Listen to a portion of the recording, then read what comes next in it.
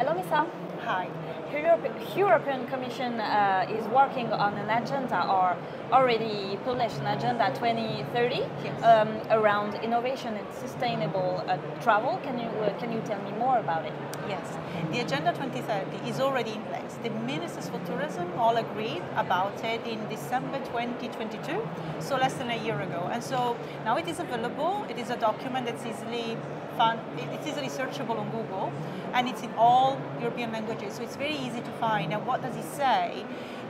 What it says, it picks up all of the work that we have done with the governments and the private sector, and also the citizens that answered our questions when we were preparing our priorities for the transition pathway of tourism towards a greener and more innovative sector. So basically what we've done is we have prepared a set of priorities. Where do we want to be between now and 2030? And the ministers, the governments agreed that this is where we all want to be, and it became the EU Agenda 2030 for tourism. What it says is we want a sector that's more innovative, more sustainable, and more resilient. So it's got these three axes. Sustainable doesn't only mean green. It's not just green. It's also economically sustainable and socially sustainable. The same way as resilient isn't just, oh, if there's a pandemic, let's have another COVID pass. It also means that we need to help the workforce train better, have better skills for what happens, what will come forward. I don't think that we will even know which jobs there will be in the future. We need to be ready and support the skills. And then there's the digital part, which is a lot about digitalization of the sector, but also about uptake in innovation and using data so that we can really untap all the potential there is behind the information to go forward. Do we have to put rules to be mandatory towards travel players to make things change? We very likely will have to have rules and regulations in place. This is not what the tourism services do in the Commission, because that's not our mandate. But tourism is a big sector that is impacted by mobility, everything that has to do with travel, by energy, by climate change, and all those rules will impact the sector. And yes, there will be rules in place. The Green Deal, for example, has put forward a massive package of regulations and rules, and most of them already are in place, and most of them impact the tourism sector. But the same can be said about connectivity and our digital agenda. There are rules in place which will affect how we deal with data. Because what we really want in the end is an internal market for data where it flows and we can access it, and our business can access it, our destination can access data, which is information, which is knowledge, to innovate and to become more sustainable. Speaking of rules, of laws, earlier on stage you talked about data governance acts. Yes. What will be the impact on a travel sector? And you said that data is key. Yes. How is data key to make travel more sustainable? Well, the Data Governance Act, its purpose is to build trust in all sectors about sharing your data. Because what we have seen across the economy, not just travel and tourism, but everywhere, that there is absolutely no trust about sharing the knowledge you have and the data you have. And if you think about it, if you put some money into gathering, collecting data, building indicators, that is an asset, and why should you share it? And if you share it, well, someone else shares yours with you.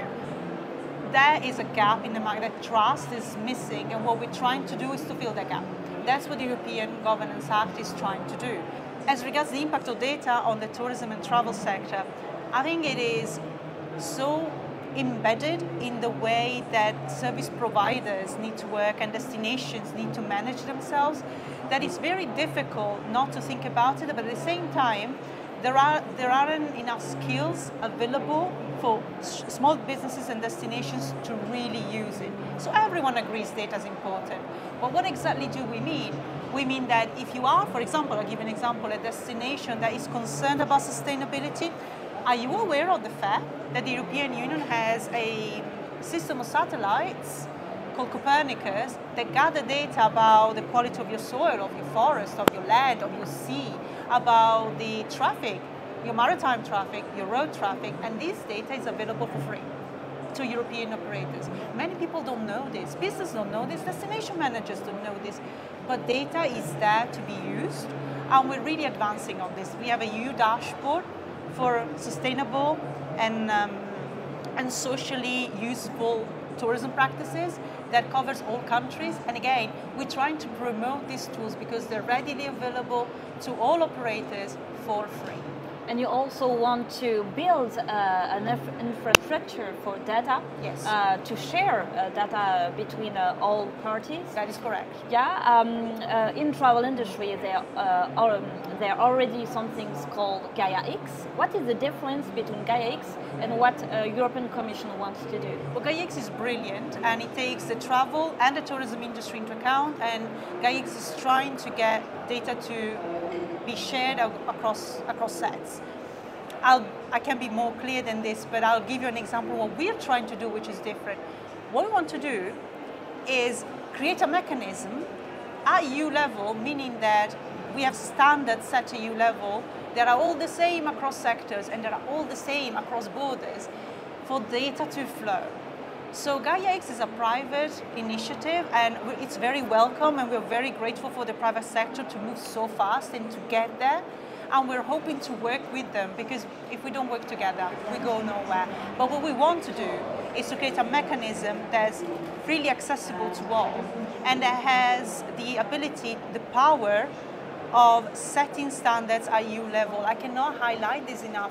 It's important because if you do it at EU level, it means that you're not limited by national differences, by difference in sectors, differences between this private operator, that private operator. No. We have one standard only for interoperability, and this is what we're trying to achieve. But it'll take time. It's very ambitious. And collaboration is key, as you said. With all actors. So we want to collaborate with the Gaia-X people that we talk to. We want to collaborate with governments and also with small enterprises, because small and medium enterprises sometimes feel like they don't have a voice, but they are those who need data the most. And so we want to give them access to data, but also we want to give them the support so that once the access is available, they can actually use it. Thank you, Misa. Thank you so much.